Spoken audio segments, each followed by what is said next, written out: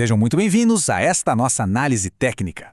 Hoje vamos pegar um monte de dados científicos densos e transformar em inteligência de campo pura e aplicável sobre inseticidas organofosforados e neuromusculares.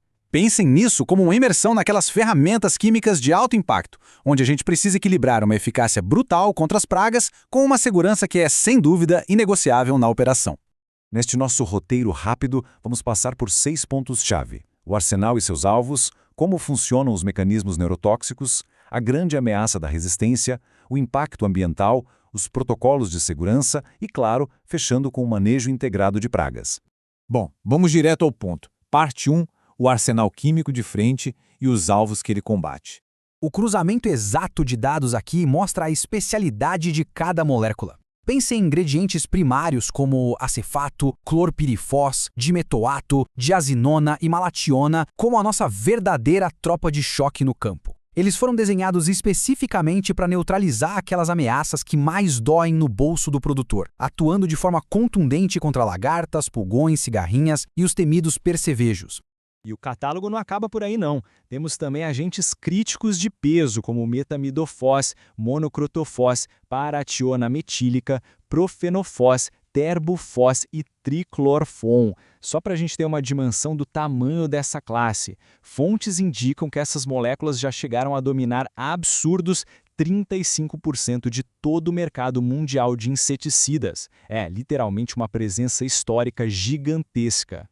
Certo. Movendo para a parte 2, os mecanismos neurotóxicos, como a destruição realmente acontece lá dentro do inseto. Aqui é que a coisa fica complexa e genial. O sucesso letal desses produtos não é força bruta, é um bloqueio bioquímico cirúrgico. Eles causam inibição irreversível de uma enzima vital chamada acetilcolinesterase, ou simplesmente ACHE. Sem essa enzima, rola uma sobrecarga elétrica fatal no sistema nervoso da praga. É um colapso total, com espasmos incontroláveis. E detalhe, dependendo do grau de exposição, esse mecanismo pode engatilhar uma neurotoxicidade retardada perigosíssima, prolongando os danos de forma sistêmica. O que é realmente interessante observar agora é a arquitetura molecular dessas substâncias. É pura engenharia de precisão sintética, uma geometria complexa criada exclusivamente para invadir a célula e desativar enzimas com potência máxima.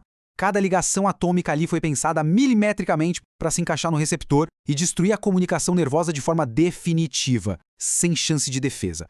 Isso nos leva à parte 3, o grande perigo da resistência e a ascensão dos superinsetos.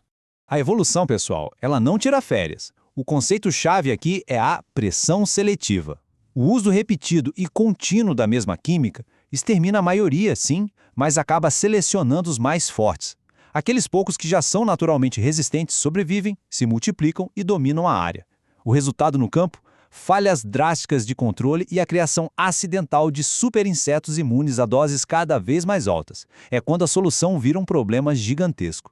E agora, parte 4. O impacto ambiental.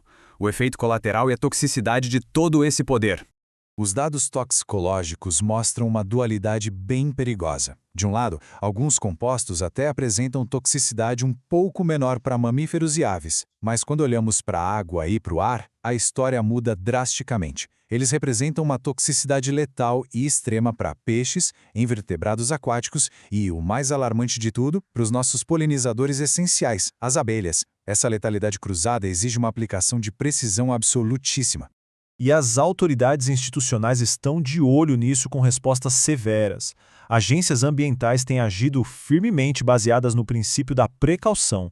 Um exemplo claro são as recentes suspensões cautelares de aplicações foliares em área total para certos defensivos de amplo espectro. É a lei atuando como um escudo ecológico, deixando bem claro que proteger o ambiente não é um favorzinho, mas uma exigência normativa super rigorosa.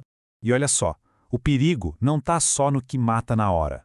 O dano invisível, e talvez o pior deles, está nos efeitos subletais sistêmicos. A contaminação do pólen do néctar desorienta o forrajamento das abelhas, reduz a vida útil delas e diminui o peso das operárias.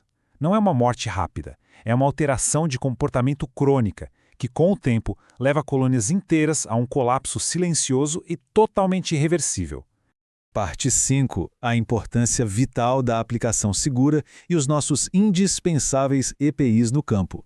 A ciência aplicada ao campo ilustra brilhantemente algo que a gente não pode esquecer: o pH da cauda. A química simplesmente não perdoa. Os dados de voltametria confirmam uma relação super sensível entre o potencial químico do inseticida e o pH da água utilizada. Se negligenciarmos esse controle do pH, a molécula se degrada rapidamente lá dentro do tanque. O resultado prático? Destruição total do investimento e da eficácia muito antes da gota sequer encostar na praga-alvo. Outro ponto crítico: o risco de intoxicação humana. Com organofosforados não existe margem para erro. Em caso de exposição acidental, o protocolo de emergência tem que ser imediato. Água fria e corrente sobre a pele ou olhos afetados na hora. Retirar a vítima para um local ventilado, afrouxar as roupas para garantir a oxigenação e tirar imediatamente todas as vestimentas e EPIs contaminados. A velocidade em que a gente reage é o que efetivamente salva vidas no campo.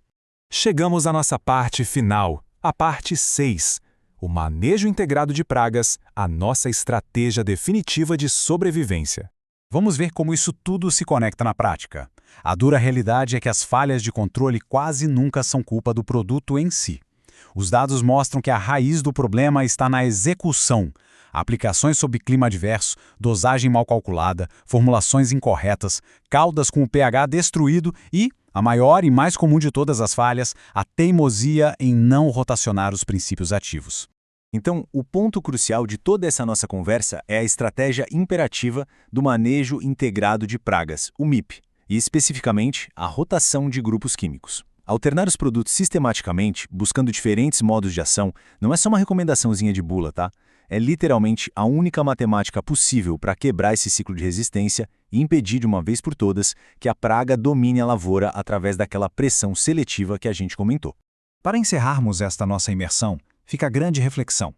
Vimos o poder absurdo dessas moléculas, a inibição irreversível da ACHE, que causa um colapso nervoso nas pragas, os grupos químicos e o perigo de se ignorar os EPIs e o impacto ambiental extremo, principalmente para abelhas e peixes.